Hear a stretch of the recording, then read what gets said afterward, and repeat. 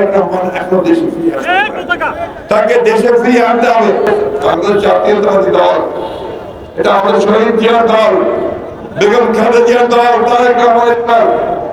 আমাদের এমন কোন কাজে আমাদেরকে যেন দিতে না পারে যে আমরা খারাপ কাজ করেছি। বন্ধুগণ, সবাই একত্রিত হবেন, ঐক্যবদ্ধ থাকবেন এবং এদের সমস্ত চক্রান্তকে নস্যাৎ করে দিয়ে আমরা বাংলাদেশকে স্বাধীন করেছি। আবারও সেই স্বাধীনতাকে আমরা সংগ্রাম রাখবো। এই সরকারকে আপনারা সাহায্য করবেন। এটা আমাদের সরকারের, এটা হচ্ছে দুর্ঘটনার সরকার, আন্দোলনের ফসল। আমরা তাদেরকে সেই সহযোগিতা দেব যতক্ষণ পর্যন্ত তারা গণতন্ত্রের পক্ষে থাকে এবং গণতান্ত্রিক ভাবে ক্ষমতা হস্তান্তর করবে। কিন্তু আমাদের তারেক রহমান এখনো দেশে ফিরে আসবে, তাকে দেশে ফিরিয়ে আনতে হবে। আমাদের নেতা কর্মীদের বিরুদ্ধে হাজার হাজার ব্যক্তিতে মামলা আছে, সেই মামলা প্রত্যাহার করতে হবে।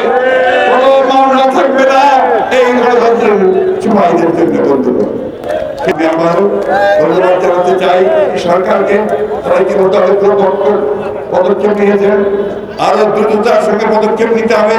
যে সমস্ত চক্রান্তকারীরা এখনো সরকারের মধ্যে বসে আছে তাদেরকে অবিলম্বে সরকার থেকে বের করে দিতে হবে, সরকারের দায়িত্ব থেকে বের করে দিতে হবে।